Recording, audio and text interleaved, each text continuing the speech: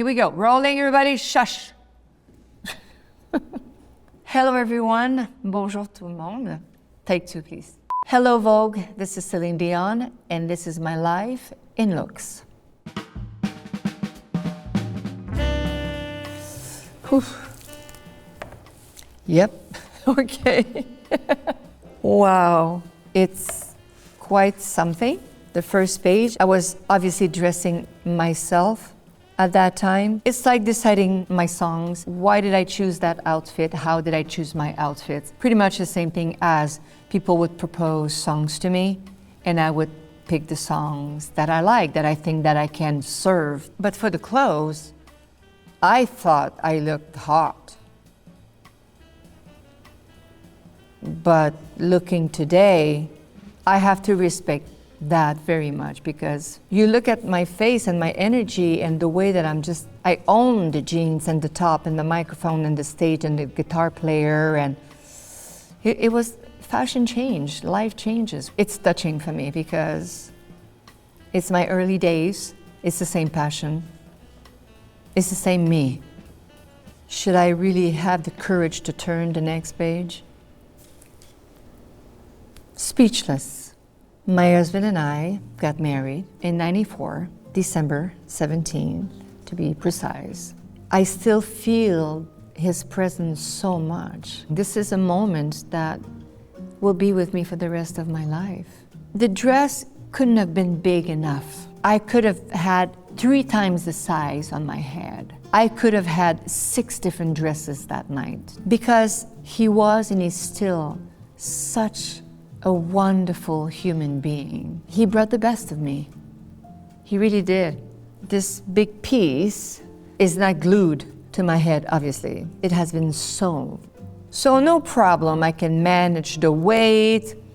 And when you're so happy, there's no weight, there's no problem, there's no pain. We kind of rehearsed one time with the dress and the big veil and all that. And it was in a big ballroom, and it was all made of like beautiful wooden floors. I practice and everything is smooth and everything is fine. But when I had to walk the cathedral, is no wooden floor, it's carpet.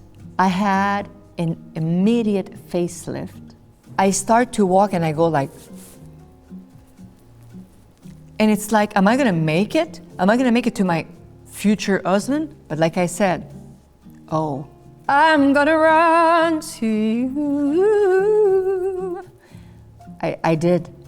So all night, all great, people happy. But when we removed the tiara, I had a cut because the pressure was too much. The next day, I wake up, I look at myself in the mirror.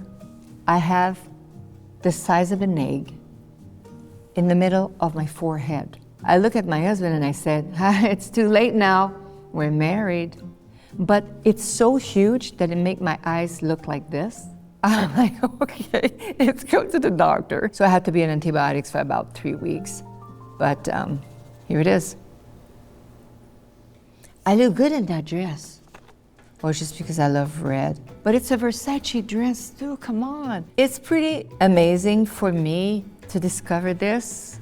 I have bought everything in my life. If it was not possible to buy it, well, it was not possible to buy it for whatever reason, because it's not even in production yet. So it's just being released 3 days ago, and I can borrow it. Otherwise, I would buy all the stuff. But at this age, still very young, beautiful dress from Versace. Versace was one of my favorite designers, of course. It is a lifetime memory. There's a big story about this picture because James Cameron, the director of the movie, did not want any song. He said, my movie is great enough, I don't need any songs. The writer came, I think secretly, and I was in Las Vegas, René and I were there, and he started to play us the song. Yeah, far, wherever are you? And my husband is watching me and he's watching him, and he said, James, we should stop right now. And I'm like, and I'm looking at René and I'm like this. I don't want to sing the song. So he says to the writer, he says, James, I have an idea. why don't we just go to Los Angeles? We'll do like a little maquette, a little demo. She can put her voice on it. When he said that, obviously I knew that I was going to be in trouble. I don't want to sing the song. The director of the movie doesn't want to have a song in his movie. And I know that when I get into a studio and I hear music, I get into a character. And I even sell it to myself. So I start to sing the song. It tells me about the story of the movie a little bit. I'm already in tears, but it's a demo. It's just to put my voice, one take, just quick, just for them to present to the director that insisting on putting this song in the movie. I sang the song, and I never re-sang the song to record it, to make it as a record. They use my voice is a one-take thing. So this is a dress from Michael Kors. We kind of did the dress together, and I asked him if he would be willing to do a turtleneck dress like a glove. And he looked at me like, are you sure you want to have a turtleneck? The décolleté, the sparkles of the, that was not the point for me. I want to sing this song the best I can, and wearing this Asprey, the heart of the ocean. This is the moment, the Oscar, the dress that I felt good in, and it won. Wearing John Galliano was pretty fantastic. I thought my stylist made a mistake by putting this outfit the other way around. Well, we just left the turtleneck, and now we're having a jacket that's open in the back. And on top of that, every woman were in dresses. Wearing pants and a suit that's backward, it's pretty gutsy, fierce. Years passed, and now it became like something that people still talk about, because I trusted my stylist and I love John Galliano, and here I am owning that big time. This is in 2003, obviously summertime. I don't want to sound pretentious, but I think I look good. That hair was because I was already on stage, my first residency with Franco Dragone, with A New Day, and my hair got bleached and short and shorter and shorter and shorter. Women do that, and it's fun, whether it's like wardrobe, hair, makeup, songs, music, style. But I remember that I had to leave wearing this dress to go and do a performance. Nobody told me, obviously, that there was a big ramp going down, and I did not have any anti-slippery under my shoes. I was holding on to my toenails, trust me. But I love that look. I don't know if it's the collar, but I love it. I just love it. Oh, this one, okay. I think it's La Roche, who had the guts to make me wear something that's basically iconic, the Titanic. He loves and he's very passionate about fashion and to be creative and trying to find something that exists already, but make a twist out of it. I'm coming out of this hotel with the Titanic, and the ship is sinking, and I'm like, but it went viral, and it was a big thing. So that's his talent. He knows when it's time to do something, and I guess it was time. I love that dress so much. The cloud, and I think the crowd loved that dress as well. But what I loved is that the director and the way that it presented. I was in the middle of a chandelier.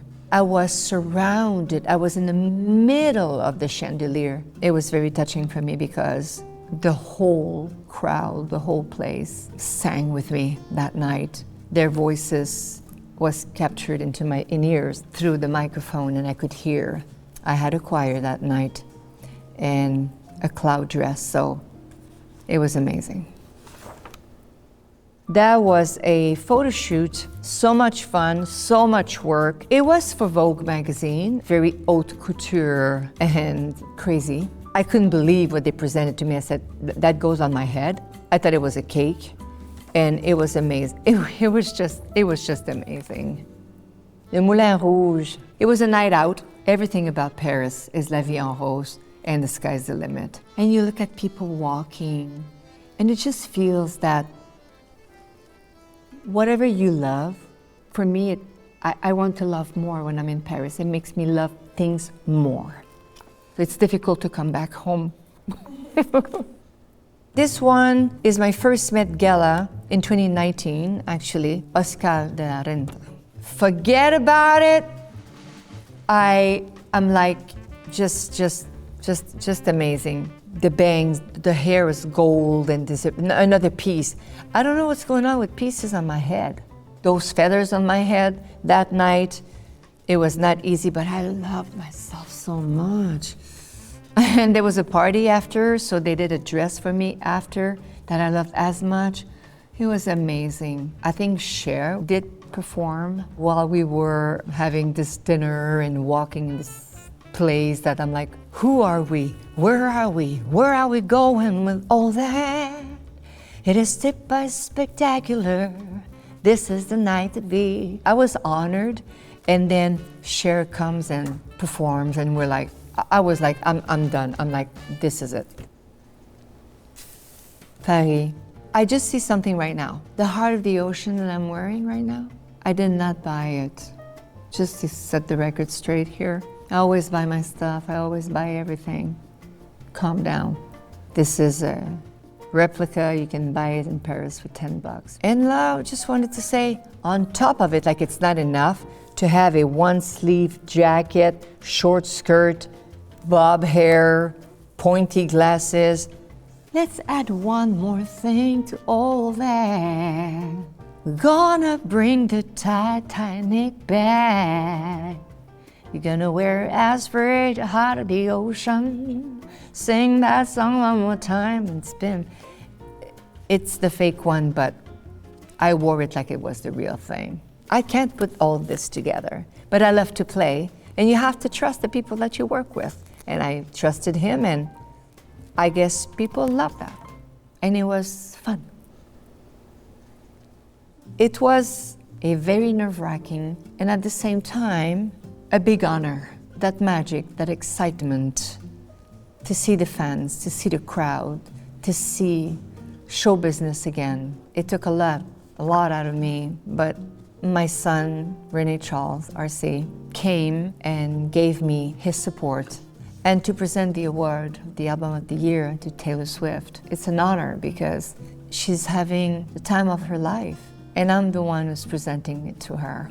But it's always very, very touching when you have a standing ovation. I was like, I can walk on stage with a coat? Oh yeah. You can do whatever you want in fashion. Let's have a good time. Wear that coat, own that coat, go for it. And it made me feel better for a moment to hold on to this coat, to hide myself a little bit from all these little things. I got my own imperfections. I got my own. Hold on. So, we did it. Well, thank you very much, Vogue. This has been my life in looks. Thank you. It's time for me to sign it now.